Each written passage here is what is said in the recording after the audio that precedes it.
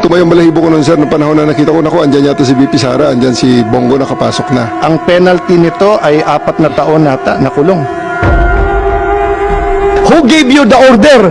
I take my orders from the Chief of the Philippine National Police. So, Chief PNP.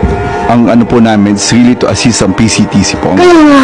Oh, PCTC, did you or did you not give the order to General Marbil? No. No. So, General Marbil, are you lying? General Torre, may violation ho ba sa arrest ni former President Duterte?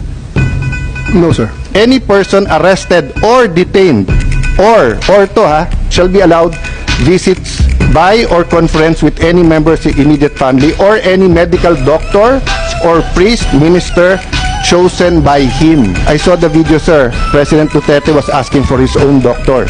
Sir, we have substantial doctor. Ang sabi kasi dito, his choice, hindi nyo choice.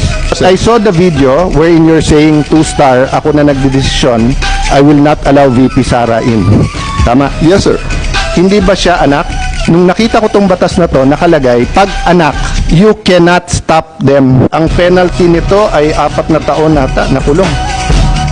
Bawal na pigilan yung anak na bubisita. So, it's your call to violate the law. Yung Dr. Suba ni President Duterte certified him fit to travel. It's a part of the procedure for his private doctors for that to do that, sir. It will be the government doctors who will be No, taking that's not it, sir. true, sir. Ang nakalagay ho dito sa batas, it can be his doctors. Magiging inutil yung batas if you invite your doctors and then they cannot certify. So, ang mangyayari nun, if they certify hindi pwede, sinertify ng government doctor pwede, korte ang magsasabi at kakasuhan yung doktor na nagkakamali. But if you tell me, sir, okay naman siya, o tignan mo. The law is clear eh. Hindi naman ikaw magsasabing sufficiente, hindi. But you're supposed to allow all of his doctors in right away and you're supposed to allow his family members there and not deny them. So, who give the order? Sino nagbigay sa'yo ng order? Sir, I have a team. You're the one there. Wala si SOG doon. Ikaw ang nagkarga sa kanya sa aeroplano.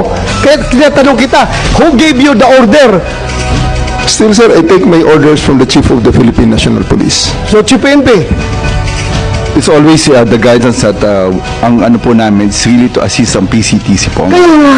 Oh, PCTC, did you or did you not give the order to General Marbil? No. No. So, General Marbil, are you lying? So I'm not lying, but I just want to have the executive privilege po regarding this matter. The Ay, nandito na tayo eh.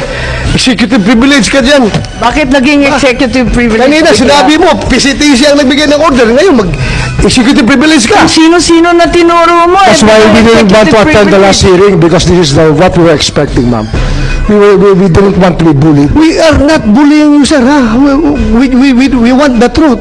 Secretary Remulla, I recall that General Torre, nagbigay siya ng interview na sinabi niya, bigyan lang ako ng eroplano. Ako nang bahala dyan. Arrest him and bring him to the Hague. Yun na. Simple as that. Arrest him and bring him to the Hague. Sagot ko lang, sir, bigyan mo ko aeroplano. O, di ayos. So Secretary Remulla, nagpa-interview na si General Torre. We're not bullying him. He voluntarily gave this interview. Sinabi niya na siya talaga. Paano ba yun? Sino nag-utos sa kanya? I gave them the advice. That, So kayo ang number 1, nagutos? serve the warrant of arrest. And number 2, surrender him to the Hague. That's what the law provides. So, sir, you're the one giving the orders. Well, in some ways, because I gave them the legal basis for all the actions that happened. So, you're the one giving the orders.